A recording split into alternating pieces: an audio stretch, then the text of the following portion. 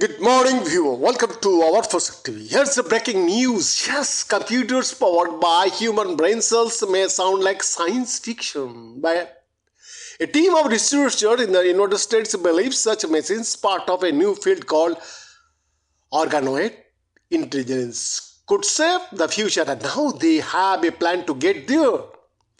Organoids are lab-grown tissues that resemble organs. These three-dimensional structures, usually derived from stem cells, have been used in labs for nearly 2 decades, where scientists have been able to avoid harmful human or animal testing by experimenting on the stand-ins for kidneys, lungs, and other organs.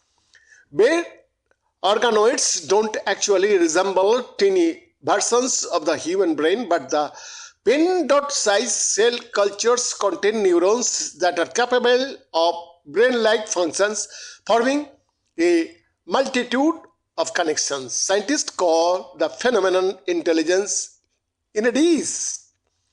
Dr. Thomas Hartung, a professor of environmental health and engineering at the Johns Hopkins Bloomberg School of Public Health and Whitlow School of Engineering in Baltimore, began growing brain organoids by altering human skin samples in 2012. He and his colleagues envisioned combined the power of brain organoids into a type of biological hardware more energy efficient than supercomputers. These blow computers, and called the biocomputers, would employ networks of brain orders to potentially revolutionize pharmaceutical testing for disease like Alzheimer's, provide insight into the human brain, and change the future of computing. Research describing the plan for organoid intelligence laid out by Hartung and his colleagues was published Tuesday in the journal Frontiers in Science. Computing and artificial intelligence have been driving the technology revolution, but they are reaching a ceiling, said Hartung, senior study author, in a statement. Biocomputing is an enormous effort for compacting computational power and increasing its efficiency to push past our current technological limits.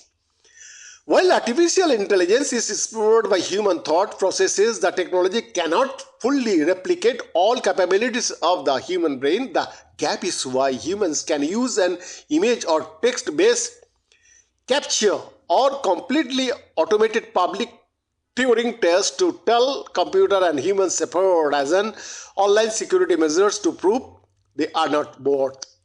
The Turing test, also known as the imitation game, was developed in 1950 by British mathematician and computer scientist Alan Turing to assess how machines display intelligent behavior similar to that of a human. But how does a computer really stack up against a human brain? A supercomputer can crunch massive amounts of number faster than a human can.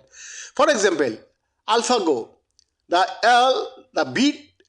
the world's number one Go player in 2017, was trained on data from 160,000 games. Hutton said a person would have to play 5 hours a day for more than 175 years to experience these many games. On the other hand, a human brain is more energy efficient as well as better at learning and making complex logical decisions. Something as basic as being able to tell one animal from another is a task the human brain easily does that a computer cannot.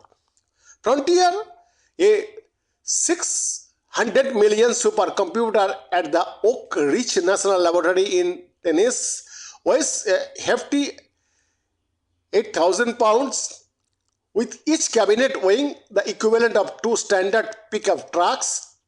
The machine exceeded the computational capacity of a single human brain in June, but it used 1 million times more energy, Hartung said. The brain is still unmatched by modern computers, Hartung said. Brains also have an amazing capacity to store information, estimated at 2,500, he added. We are reaching the physical limits of silicon computers because we cannot pack more transistors into a tiny chip. Stem cell pioneers John B. Gordon and Shinya Yamanaka received a Nobel Prize in 2012 for developing a technique that allowed cells to be generated from fully developed tissues like skin. The groundbreaking research allowed scientists like Hartung to develop brain organoids that were used to mimic living brains and test and identify medicines that may pose risks of brain health. Hutton recalled that he was asked by other researchers whether brain organoids could think or achieve consciousness. The question spurred him to consider feeding information to organoids about their environmental and how to interact with it.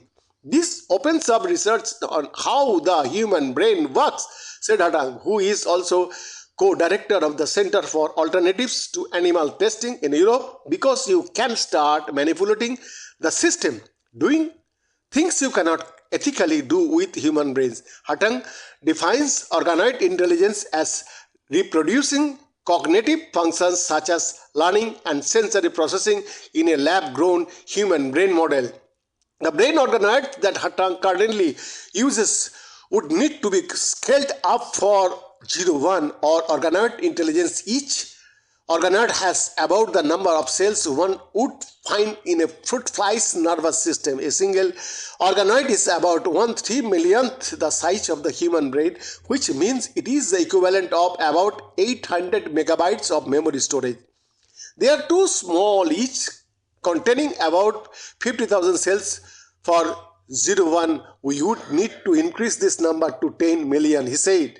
The researchers also need ways to communicate with the organoids in order to send them information and receive readouts of what the organoids are thinking. The study authors have developed a blueprint that includes tools from bioengineering and machine learning, along with new innovation, allowing for different kits of input and output across organoid network would allow for more complex tasks, the researchers wrote in the study. We developed a brain-computer interface device that is kind of EEG cap for organoids, which we presented in an article published last August. Hutton said it is a flexible cell that is densely covered with tiny electrodes that can both pick up signals from the organoids and transmit signals to it. Hutton hopes one day there will be a beneficial communication channel between A1 and 0-1 that would allow the two to explore each other's capabilities. Bien Nazifur, for TV.